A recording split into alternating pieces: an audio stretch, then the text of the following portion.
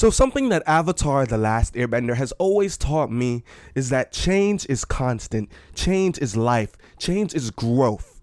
Change should be embraced and change should be ushered in. In this world, we each are our own avatar, and we all have our own voices that we use as our element to usher in change. And at this moment, I urge you, my subscribers, to help usher in change when you see something is wrong.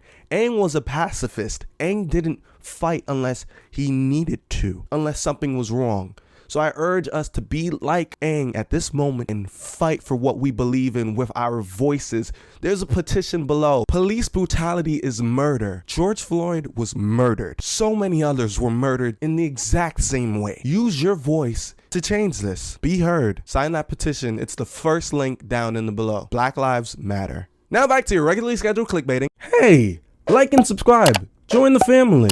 And watch this video. Avatar: The Last Airbender, the live action version, is coming to Netflix very, very, very soon. And you know what that means? We're going to be breaking down the cartoon adaptation of Avatar: The Last Airbender and seeing exactly how they can do this live action wise, episode by episode. So today we're on episode 3, the Southern Air Temple. So I just love the way how this episode starts off. It starts off with Aang so excited that, you know, he's going back home, he's going to the Southern Air Temple, and then you see Katara and she's just like, look, Aang, your man's got clapped. Like, I don't know how to tell you this, but they all gone. You go in there, you run up in there, you're gonna be very upset. Like, you're just gonna be tight. So I just love how the stark contrast, like, Katara's so worried. She knows, like, she knows, like, they're dead. Like, and I don't know. I want to see that portrayed the exact same way in the live action version, because it's just perfect.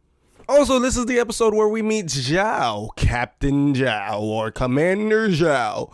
And honestly, I found out so much about his character that I want to make a whole video about it, but I just feel like people would not care about that character. Like, he's the most not talked about villain in the entirety of the series. But honestly, his character tells such a great story and such a great lesson that I just want to make a video so bad about it.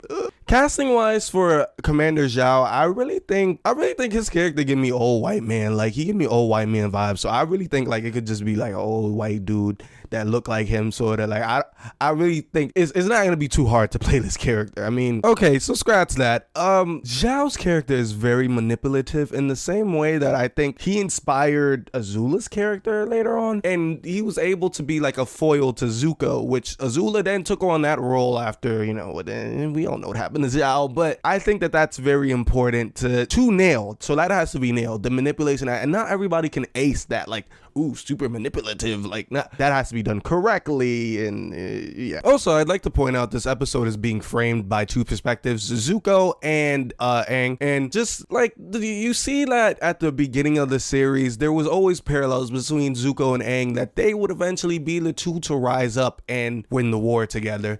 That's just a quick little framing thing that I noticed that I wanted to get out of there. So of course they should keep that for the live action. So Aang and the gang make it to that was so bad. They make it to the Southern Air Temple, and this is the point where I think Katara and Aang are being set up. They're being set up to be the ultimate ship at the end. It was just y'all that thought Zuko and Katara would end up together, but no, that just was not gonna happen. Like, they knew from the beginning. They played with y'all. They did. When she neglects to tell him, like, look, they killed your crew, bro. Like, when she neglects to tell him that, that's when I know, all right, they're setting them up together.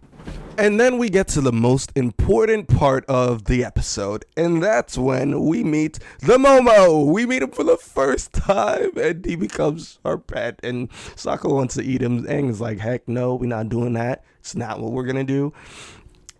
Yeah, I don't know. I don't really have much expectations for him in the live action, but I want them to actually talk to him instead of like what they did with, with the movie that should not be ever named, how they didn't speak to him at all. Yeah. So then Momo leads Aang to Monk Gyatso's dead body. And I think that the creator said that Momo is supposed to be like the reincarnation of Monk Gyatso, and then that's why they But come on, Momo, we just met you and you already making Aang sad. So now we're at the climax of the episode. Literally the point of the entire episode, because there's no real fight in this episode.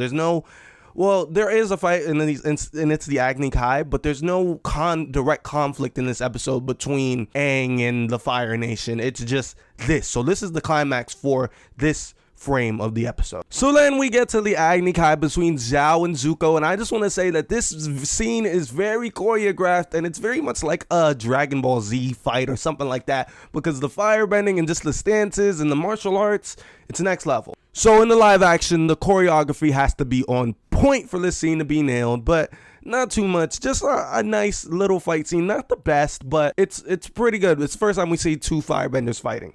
So then we cut back to Aang and Katara's scene, and Katara is the one that talks him down. She basically says, look, we're your family now, me and Sokka. And Katara becomes the first and the only person to talk Aang out of the Avatar state, which is important for the foundation of their relationship. And then we get Momo as a pet.